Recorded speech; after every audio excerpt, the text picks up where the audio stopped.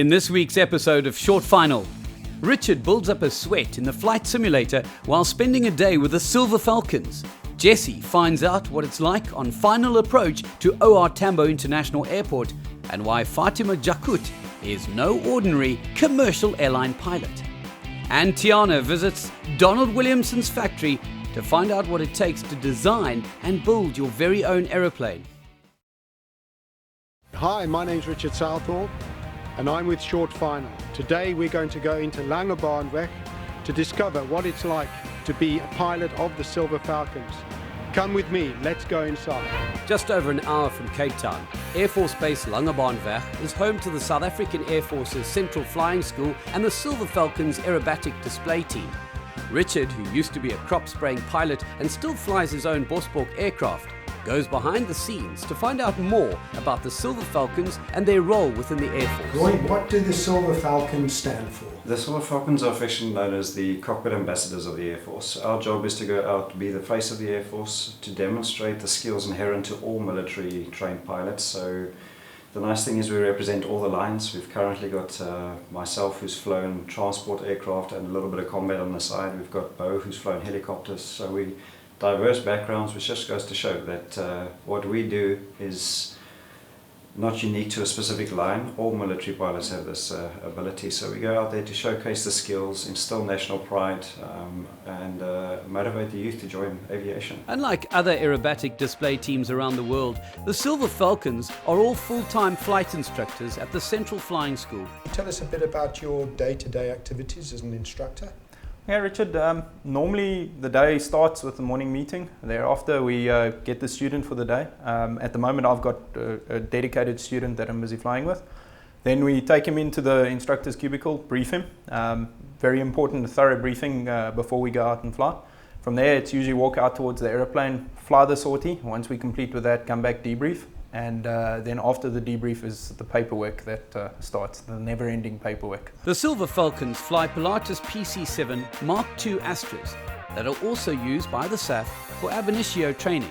I'm sitting in the cockpit of a PC-7 Mark II and Jacques, who is the left-wing pilot of number 3 of the Silver Falcons, is going to guide us through what is in this cockpit, and I must say it looks rather intimidating, all these knobs, switches and buttons.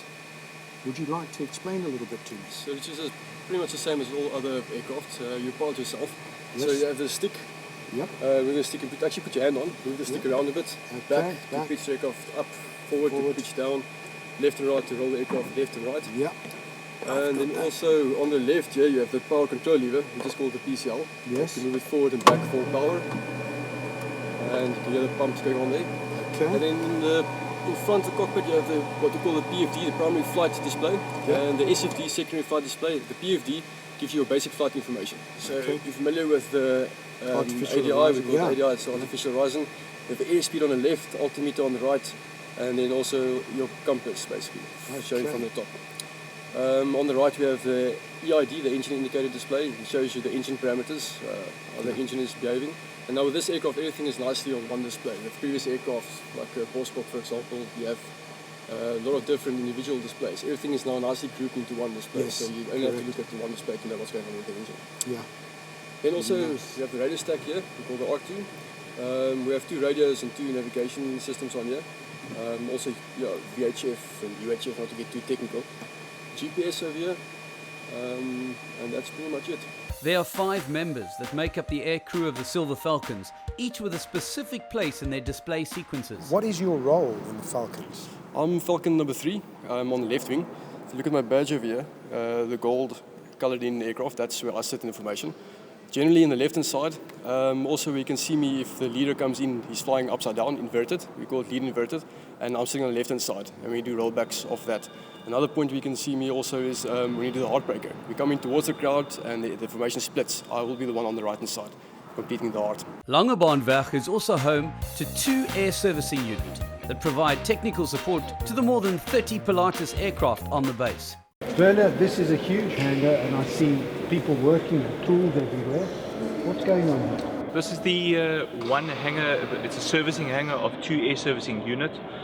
which is one of the service suppliers to the Central Flying School and also to the Silver Falcons in essence. What they do for us is they do all the maintenance actions and tasks which is necessary throughout the lifespan of the aircraft, which are various servicings, either minor or major ones, and also minor repairs, which is often needed on any aircraft. So as you can see, the guys are quite busy at this stage, and in particular on engines right behind us. An aircraft's now been fixed and serviced. Who checks it out? Well, it's obviously not just a normal pilot, it's a qualified maintenance test pilot. There are a couple of us at the flying unit who has got such a qualification, which is the equivalent of a Class 2 test pilot rating. And what we will typically do is, depending on what maintenance action was done on the aircraft, we will get a particular set of checks and procedures which is necessary to be done on such an aircraft. Those sets, checks and procedures are contained within a test flying manual like this one, and it is a very systematic and a very scientific process which we normally go through, measuring engine data, parameters, and normal aerodynamics and handling characteristics of the aircraft against a very particular set of norms and values which should be attained with such a test flight. The flying school also has 2 flight simulators that are used to train students safely and cost-effectively on the ground. I'm with Bo Scarda, and he flies number 5 position for the Silver Falcons, and we are in the flight simulator room. Bo, can you tell us a little bit about the flight simulator, please? Hi Richard, sure. As you said, we are in the simulator building at the Central Flying School. We are actually standing in one of 2 flight simulators that we possess here. It's a very state-of-the-art facility, as I'm sure you can see from behind you here. And basically what we use this flight simulator for is training of the students, but in specific areas where we wouldn't want to necessarily use the main aircraft, either for cost purposes or in the case where we don't want the aircraft damaged, etc. We can simulate emergencies on this aircraft and allow the students to deal with them and make mistakes without costing lives and aircraft. With exact replicas of the Pilatus PC-7 cockpits, the simulators make very realistic training tools. Bo's going to take me through the startup procedure. Okay, Richard, so obviously at this point we would have gone through all the pre-starting checks according to a checklist and made sure that everything is ready for the start. And now we're going to go through the start sequence itself.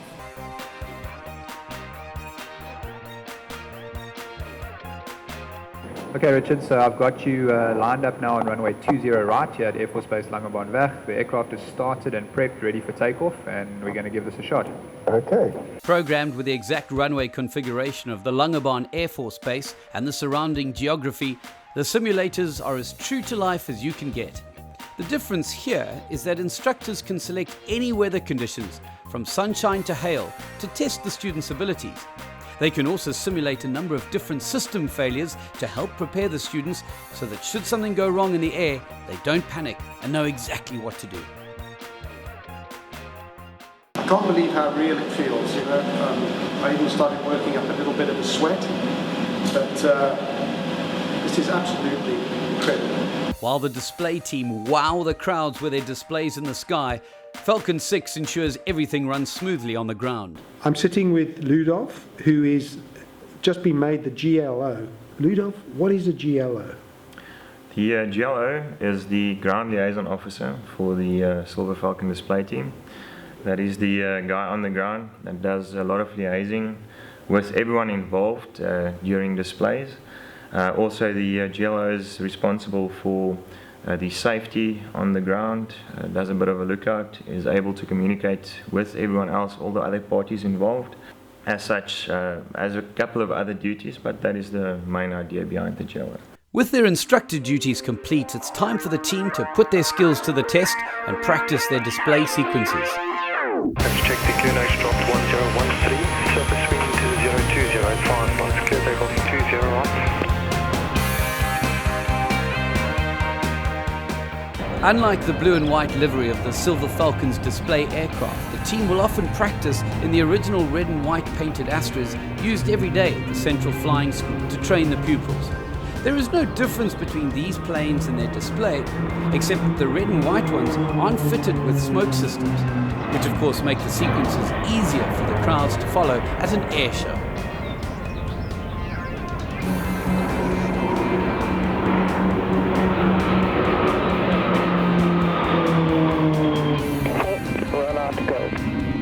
It's often hard to tell how close they are to each other from the ground, but as you can see from this onboard footage, at times their wingtips are just meters apart.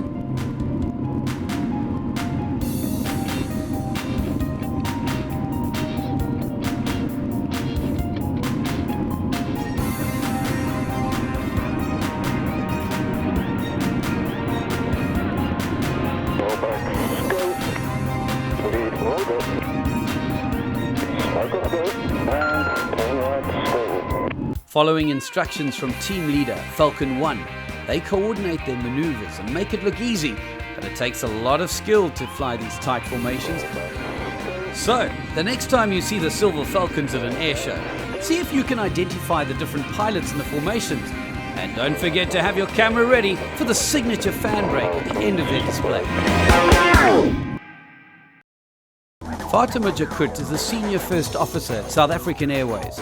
She's not your ordinary airline pilot, however, as she is also a qualified forensic scientist, as well as having completed an MBA. To find out more, Jesse, an ex-South African Air Force flight instructor, recently caught up with Fatima at the SAA Flight Operations Center in Cape Town. Please tell us a little bit more about yourself, on when the idea to become a pilot was born. Jesse, it's always been a childhood dream of mine, but I always thought that growing up in the town of Wellington, I thought that it was impossible for me to become a pilot. I was never exposed to the world of aviation. So my dream then was to become a doctor, and maybe one day I'll be able to fly. But that also didn't work out for me, so I studied chemistry and I worked as a forensic scientist before I was introduced to flying, really. When the bug bit after about 5 years of working in a forensic science field.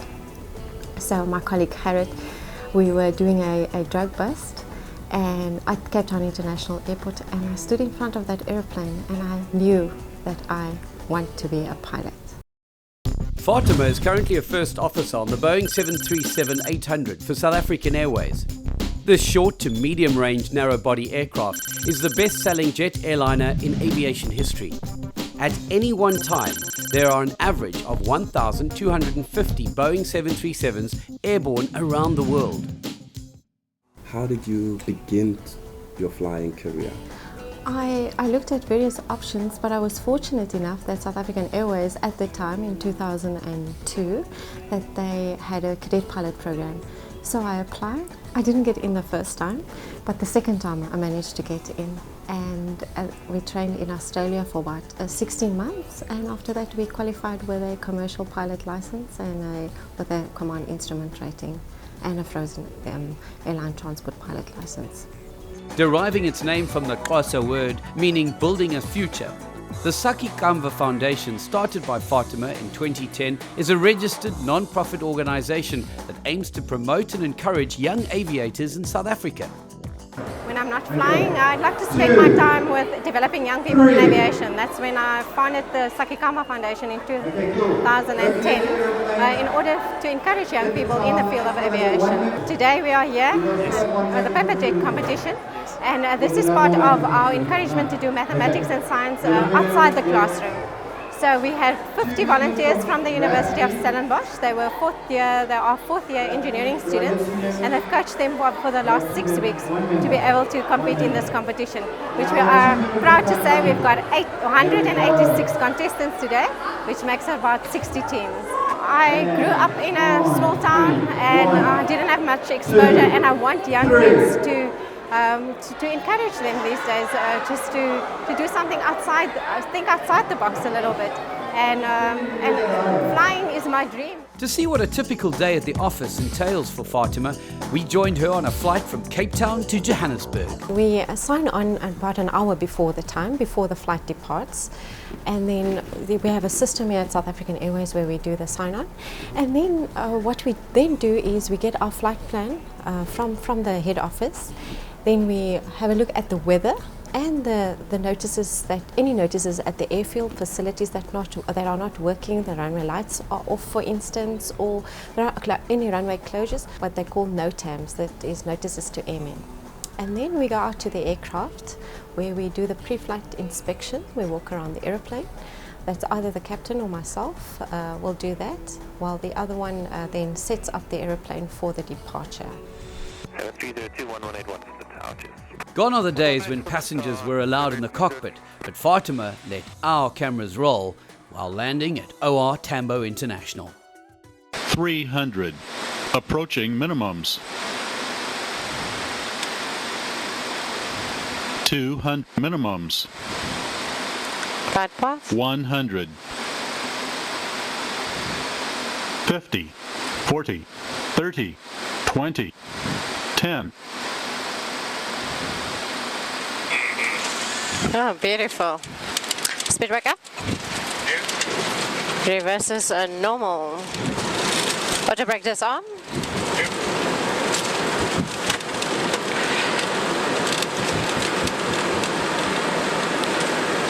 60 knots.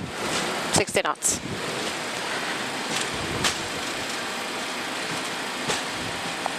Sprema 352 Echo Kilo Lima, hold short of runway 03 left. Echo Kilo Lima, hold short 03 left, Sprema 352.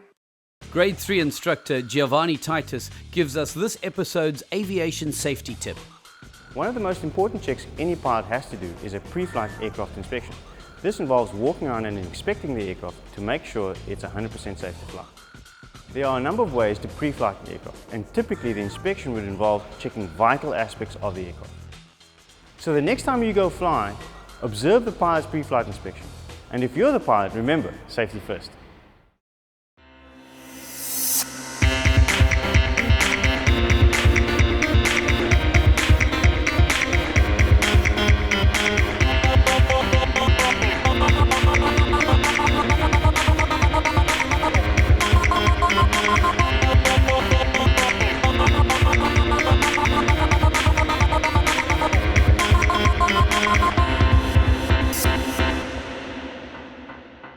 Tiana, who is a full-time flying instructor at the Cape Town Flying Club, spends a day with Donald in his factory to find out more about the AX Sport.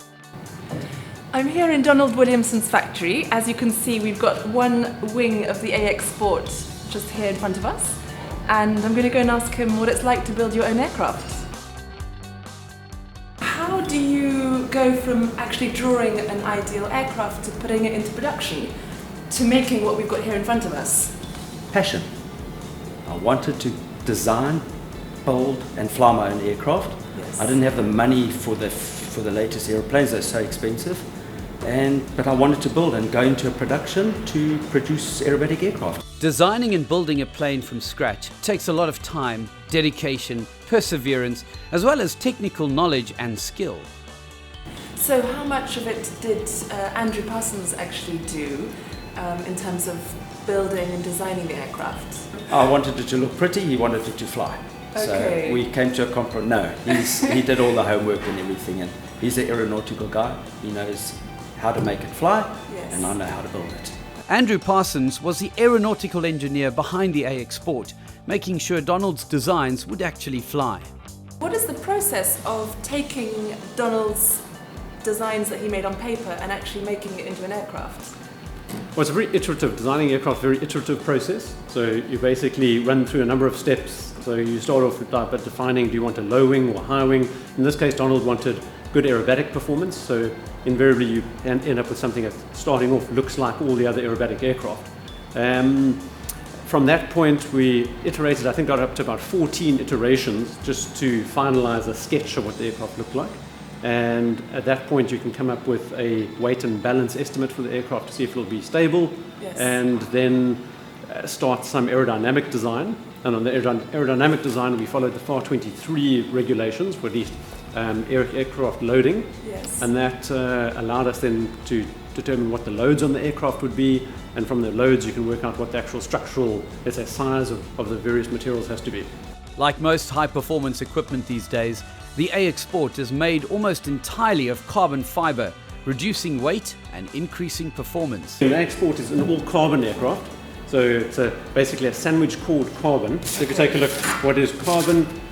Carbon's an awesome fiber. It's stronger, stiffer and lighter than glass fiber. It looks like a meshed fabric. Yes, and it's a woven fabric. So by itself, carbon is very floppy. Okay. But in terms of an aircraft structure, you'd basically bond it to a nice foam core. Yes. So you'd end up with a carbon layer on each side of a foam core. And the foam core itself is quite brittle, so you can break it. Okay. But sandwiched together, you end up with a sandwich panel. And that's again, basically one layer of carbon with a little bit of foam in it. Yes. And you end up with a very lightweight, very, very stiff structure. Definitely can't break this. Donald hangars and flies the AX Sport at Morningstar Airfield, which is on the N7 just outside Cape Town. I noticed that at the front the cockpit is very limited. At the back you've got a glass cockpit. How does it work? Okay, this is most aeroplanes of today are starting to come out with glass cockpits. Very light, lots of different pages on it. You can set up your own pages, like there. That's my test flight page. Okay, that's so you've got the temperatures and pressures. everything you want. What about the control stick? How does it feel compared to a traditional aircraft?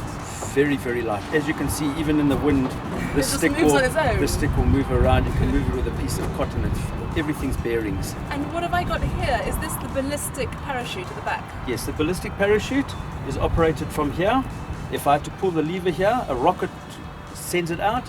It takes roughly about 1.5 seconds to full deployment, and it'll bring the passenger and the pilot and the aircraft down to ground. The AX Sport is still in its certification stage, where the CAA requires 40 hours to have been flown until passengers are allowed to be taken up. But we mounted several GoPros on board to get an idea of how this aircraft performs.